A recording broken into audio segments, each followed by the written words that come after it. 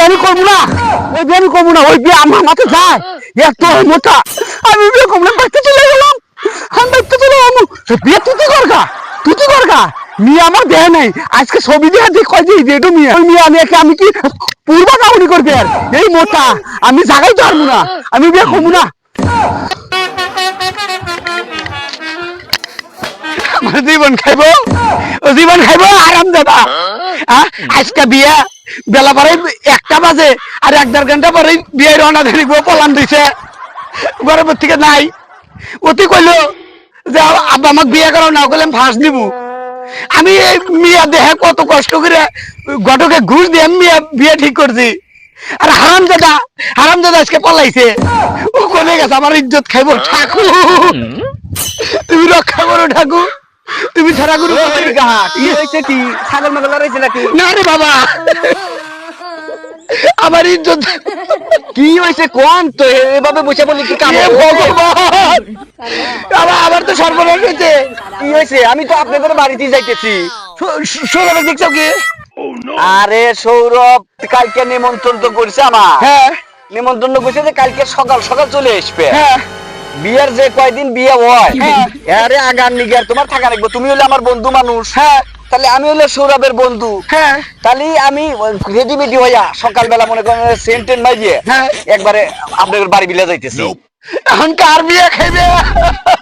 কি বসে রে বাবু রে, কত ডাকবো? আরে রাত্রে সৌরভ বলে যে বাবা আমি তো মিয়া দেখি নাই, তাহলে আমাকে একটু মিয়াটা দে, এই ছবিটা দেও, আমি রাতে দেখবনি। আচ্ছা ছবি রাতে সৌরভে দিছি, দিয়ে সকালবেলা ঘুমের তুলে দেই, ছবিও নাই সৌরভও নাই। সৌরভ নাই? এ ঠাকুর, তুমি আমার মান রক্ষা করো। তাহলে কি করা যায়? একটা উপায় ভাই করা লাগবো তো। তাহলে এক কাম করো, তুমি রেডি হয়েছে একবার? একবার রেডিও আছে। জামাই নাই, কার বিয়ে খাইবে বাবা? আরে বাপু রে, বোঝেন না কে? একটা সমাধান তো করা নাই। সমাধান আন হলো, কথা লিখেছে। আমি তো সকালটা খুঁজতেছি, মুখটা বন্ধু দুই নেই। আচ্ছা, আরে বাপু রে, মুখ ধোয়া পরে ধোয়া দিয়ে ফালা দেন। আচ্ছা। পোশাক ফালা দেন এখন। তাহলে এক কাম করো বাবা, তুমি একটু ওই বাজারে যাও, বাজারে একটু মাইক নেও, আচ্ছা। মাইক নিয়ে এলাকার মধ্যে একটু মাইকিং করে দাও। আর আমি দেখি ওই হারাম দাদা কোন জায়গায় পাই নাহি, ও আমারই মানুষের বান্ডালা ভালো করে। আচ্ছা কাহা বলেন? আরে কাহা এত কেবলি দেবো না। তাহলে আমি একটা মাইকিং করি তালি না? করে।